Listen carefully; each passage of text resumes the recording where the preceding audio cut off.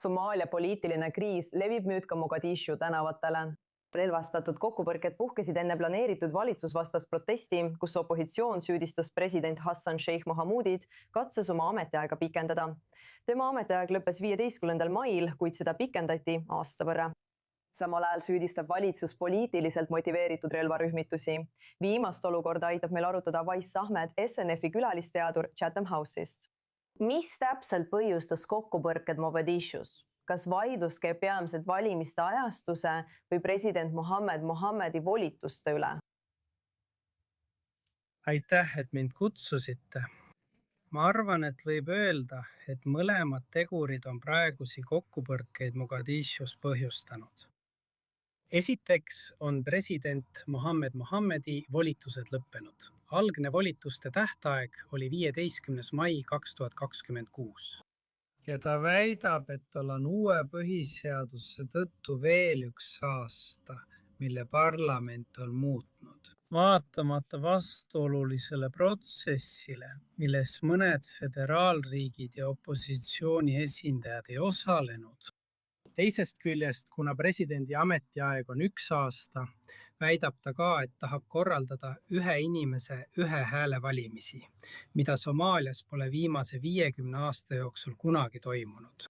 Seega toimusid valimised varem kaudsete valimistena, kus vanemad ja delegaadid valisid parlamendi liikmed ning parlament valis presidendi. Praegu üritab president liikuda sellest protseduurist ühe inimese, ühe hääle süsteemi juurde, mis on endiselt vastuoluline poliitiliste osapoolte tõttu. Mõned poliitilised osapooled ja 2 föderaalset liikmesriiki ei nõustu samuti presidendi eesmärgiga korraldada ühe inimese ühe hääle valimisi. Ja teiselt poolt on ka valimismudel vastuoluline, mis põhjustab praegu neid kokkupõrkeid Mogadishus. Kui organiseeritud on relvastatud opositsiooni toetajad praegu? Kas me näeme tõeliselt organiseeritud liikumist? Opositsioonigrupid on ad hoc liit, kus on endised presidendid, endised peaministrid, endised ministrid ja mõned föderaalsete liikmesriikide presidendid. Nii et neil ei ole mingit muud ühist eesmärki peale selle, et eemaldada praegune president Somaaliast. Mõnedel opositsiooni liikmetel ongi ainult see toetus. Kuna somaallaste ühiskond on klannipõhine, siis neil on omaenda klanni liikmed, kas siis relvarühmitused või mõned föderaalvalitsuse julgeolekujõud.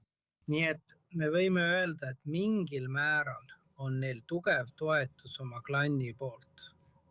Eriti neil, kes praegu väljakutset esitavad. Mogadishu president, endine peaminister Hassan Ali Khari ja endine president Sheikh Sharif Shahrahman. Nii et igaüks neist on praegu viibib kohas, kus tema klannil on tugev positsioon. Ja sellepärast on klann väga oluline, kui räägime relvastatud opositsiooni toetamisest.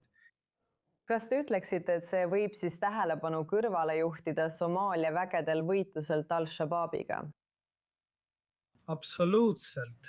Mitte ainult praegusel kriitilisel perioodil, vaid isegi Hassan Sheikhi ametliku valitsemise ajal on valitsus vabastanud palju piirkondi Al-Shabaabist.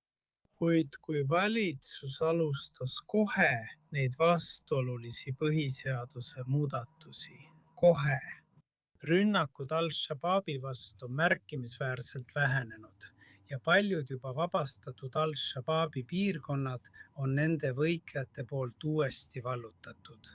Nii et sellel võib praegu olla suur mõju.